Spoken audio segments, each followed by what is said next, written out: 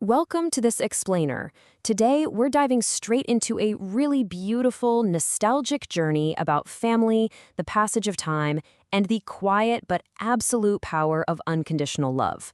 We're going to be unpacking Khushwant Singh's famous autobiographical story, The Portrait of a Lady.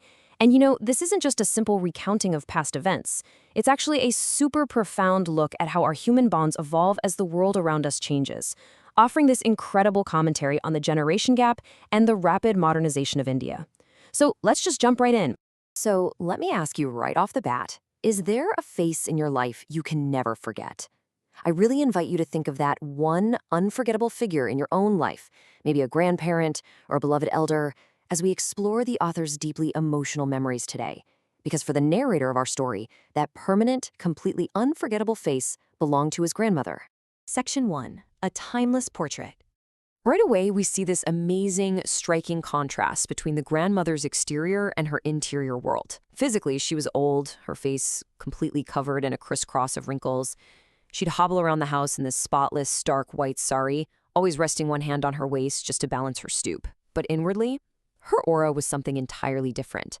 The author actually compares her to a serene, snow-covered mountain.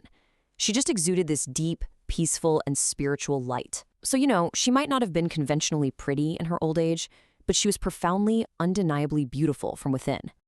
And this brings up a pretty fascinating psychological quirk we all kind of share when it comes to aging. The author mentions this portrait of his grandfather hanging above the mantelpiece, wearing a big turban and loose-fitting clothes. The really interesting takeaway here, the narrator literally couldn't even imagine him as a young man with a wife and children. Actually, scratch that. He felt his grandfather looked like someone who could only ever have lots and lots of grandchildren. It just shows how we so often freeze our elders in time, remembering them exclusively in their old age, totally unable to picture their youth. Section 2. The Village Bond. Back when the narrator's parents first left him in the village, he and his grandmother built this incredible physical and emotional closeness, and it was entirely anchored by routine. She would wake him up every morning singing her prayers in this monotonous sing-song voice, really hoping he'd learn them by heart. And funnily enough, he listened simply because he loved her voice. Then she'd prepare his wooden slate, tie his pen and ink pot into a neat little bundle, and serve him breakfast. And this wasn't just any breakfast. It was a thick, stale chapatis smeared with butter and sugar. A simple routine for sure, but built on a rock-solid foundation of maternal warmth. During this village phase, their lives were just completely intertwined. They walked to school together every single day, mostly because the school was directly attached to the village temple. So while the narrator sat with the other kids learning the alphabet, his grandmother would sit inside the temple reading the holy scriptures. And then they'd walk home together. Along the way, she would feed those leftover stale chapatis to the village dogs, who would follow them all the way home, growling and fighting over the food. It was such a vibrant, beautifully shared life. Section 3. The City Turning Point. But, as you might guess, things took a pretty massive turn when his parents finally settled in the city and sent for them. Suddenly, their physical environment created this huge emotional distance. It's a perfect reflection of the broader themes of modernization and the generation gap. They weren't walking to school together anymore. The narrator started taking a motor bus. With no village dogs around, the grandmother had to adapt, so she started feeding sparrows in the courtyard instead. And most drastically, she couldn't help him with his studies anymore.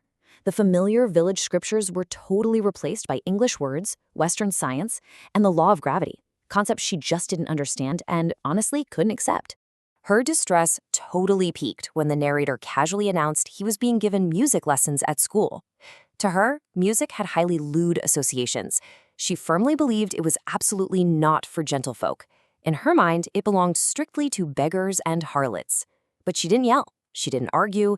Instead, she just responded with silence.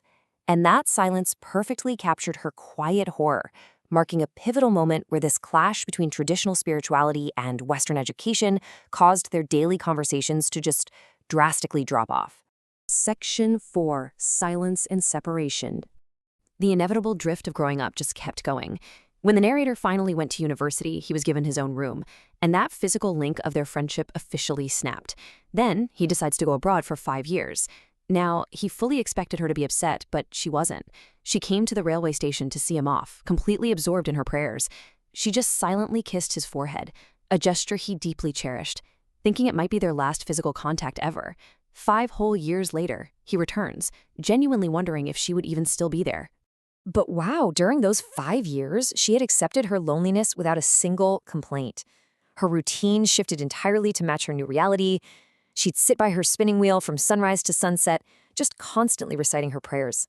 Her only true moment of relaxation, literally her happiest half hour of the entire day, was in the afternoon when she fed hundreds of little sparrows out in the veranda. They'd perch on her legs, her shoulders, sometimes even her head, and she would just sit there and smile.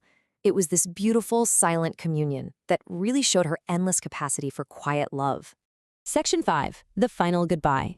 So when he finally returned, she met him right at the station. She didn't look a single day older, her lips still moving in silent prayer as she hugged him. But that evening, something totally unprecedented happened. For the first time ever, she skipped her prayers. Instead, she gathered the women of the neighborhood, found this old, dilapidated drum, and for hours she just thumped that drum and sang songs about the homecoming of warriors. Her family literally had to persuade her to stop so she wouldn't overdo it. But sadly, the very next morning, the sheer exhaustion caught up with her, and she fell ill. Now, the doctor said it was just a mild fever and it would go away. But she knew differently. She calmly declared that her end was near, and honestly, she passed away exactly as she had lived. Because she felt she had omitted her prayers the night before, she flat out refused to waste any more precious time talking to anyone. She just lay peacefully in bed, praying and counting her rosary beads. Then, suddenly, before anyone could even suspect a thing, her lips stopped moving, and the rosary fell from her lifeless fingers. She passed away gracefully, entirely devoted to her faith, right up to the very last second. Section 6. The Silent Mourning. As the family laid her on the floor to prepare for her funeral rites, they witnessed something truly incredible. Thousands of sparrows, the exact same birds she used to feed every afternoon, gathered in the courtyard and right inside her room. But there was absolutely no chirping. They just sat there in this profound, absolute silence. The narrator's mother, feeling terrible for the birds, fetched some bread and threw crumbs to them, exactly the way the grandmother used to do. But you know what?